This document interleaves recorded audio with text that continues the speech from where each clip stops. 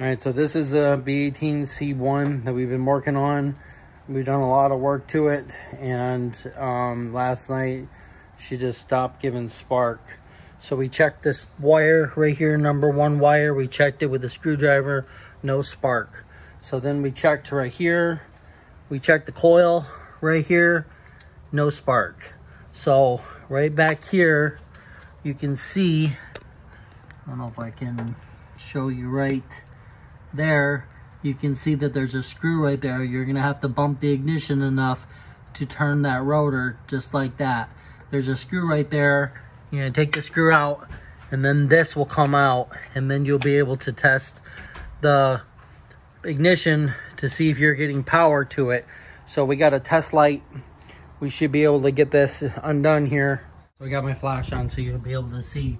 So right there, you can see on the other side of there is a screw. I took the screw out. That's your rotor. And then you can take this off. This should come off now like that. So right here, you can see that the top one right there is your negative. The bottom one is your positive. So you can test your positive from the ground right there, and we can see if we get ignition, if we get power to it. So you can use a test light like this right here. You can go get one of these from like AutoZone or Harbor Freight or anything like that. Lowe's, Home Depot has them, and it's just got a little light in there, and you'll be able to test for power, switched power, constant power, any kind of power. You can test for fuses, all kinds of stuff. So this is a really good tool to have. So what I'm gonna do is right there, you can see that the top is your negative, your bottom is your positive. So I'm gonna hook this one right here. I'm gonna hook that to the negative, and then when Corey switches over the power, I'm gonna touch this to the bottom screw here, and I'm gonna see if we're getting power. If we're getting power, I'll switch it to negative or positive and go to the negative, and then I'll have Corey switch it over and see if this test light flashes. If it flashes, then that means that this coil right here is bad. If it doesn't flash, then that means that we're getting power to the ignition coil right here, and this ignition coil right down there needs to be replaced. So we're gonna test that as soon as Corey gets out of here. We're redoing the tags on the Integra so we can get it driving. Hopefully soon we'll be able to get the Honda back in. That's actually right up here. This is the OBD2B to OBD1 converter to a P75 ECU with the Honda with VTEC. And then there's our Honda port. So you can plug this into the computer, and you can use your Honda, and it will tell you everything about the computer. If you don't know about it, you can check it out on Honda. You can check out a lot of videos on this. It's really cool. So I'll be going more in depth once we get it running, and we'll be able to tune it up. But right now, Corey's gonna turn on the key, and we're gonna see if we're gonna get power to this right here. So I'm gonna hook this. I'm gonna hook this to the negative. So we're on the negative. We're gonna touch right here. So we have power. Okay, go ahead and crank. Again. Okay. Yeah. So let's test this real quick. Let's leave it on the negative. Let's test the coil real quick and see if we have it from the coil now that I put power to that. Okay, go ahead again.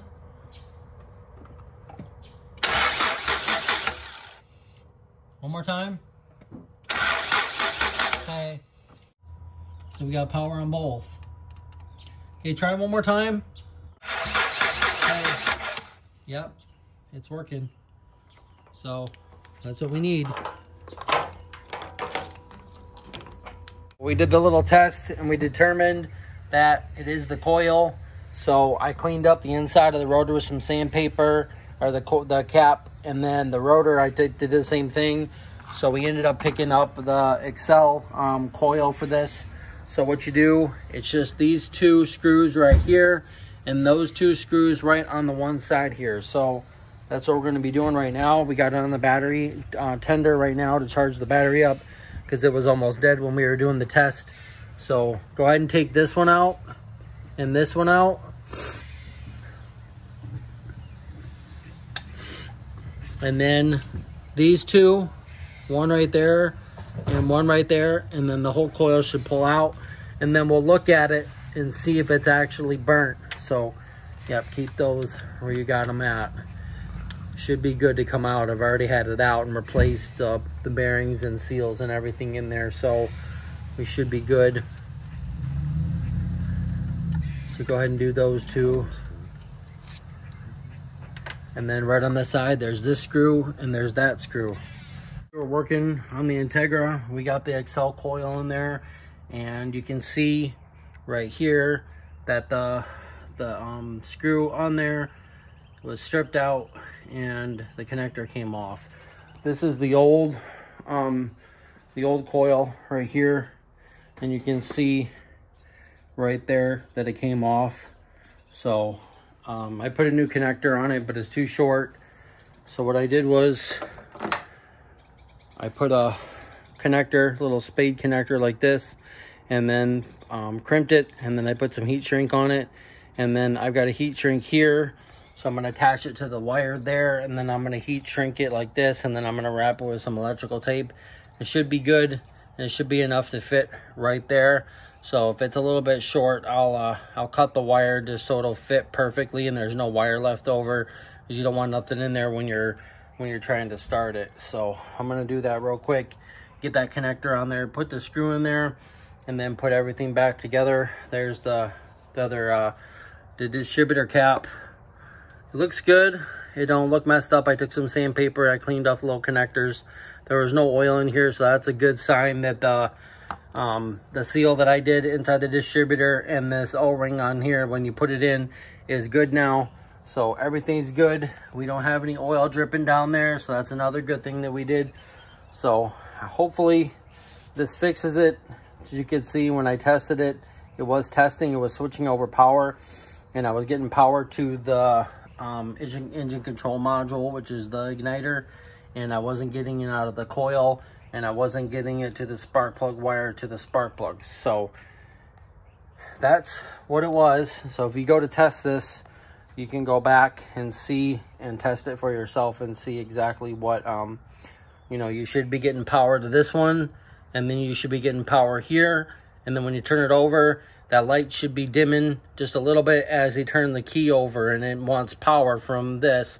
So that's why this wasn't supplying power to the coil and then to the rest of the system. So I'll be right back when I get this connected, and then we'll see if it starts up. So I got the connector on there, I got the heat shrink on there, I got it all good, it all connected.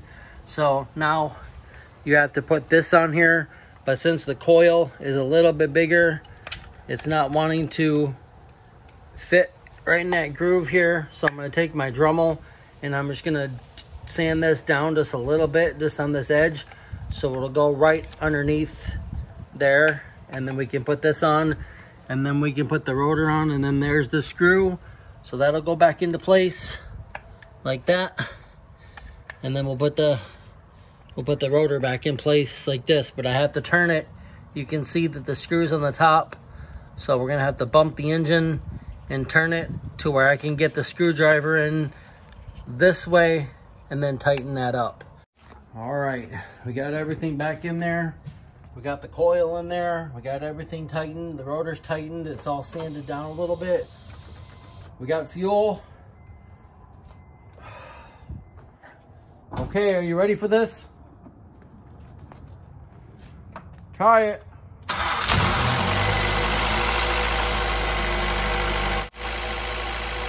All right. It's running good. Start it up. Yeah, buddy. The Integra's running.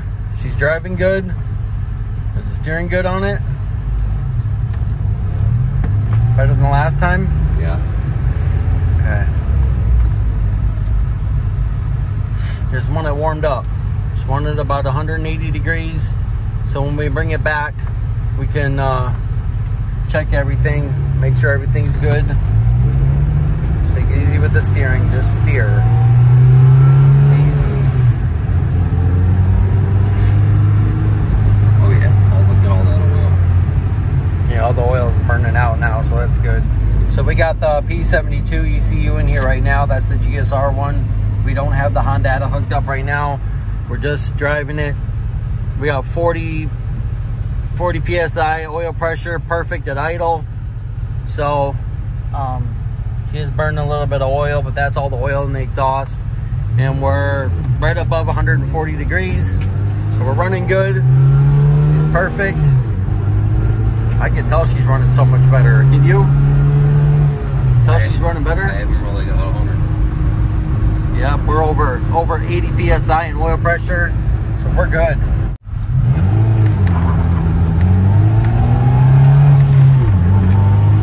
Oh yeah, she's running so much better.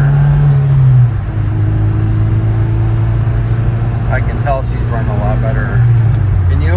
I think the tires need air. She's actually running really good. On the GSR. Everything looks good.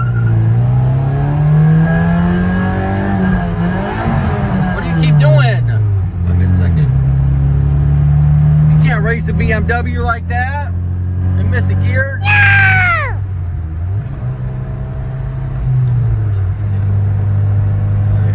You need to learn how to drive a stick again. You haven't drove in a long time. These tires need air like really bad. I can feel it like lumping along. Yeah. Get a lot of traction. We got 40 PSI oil pressure at idle and running at 50 miles an hour, so we're good. Look at the coolant temperature. Ain't even up to 180 degrees yet. It's good. That's perfect. That's what we want. Nice. Then she went over, went all the way around the block. This is furthest she's made it in months, huh? Yeah, really.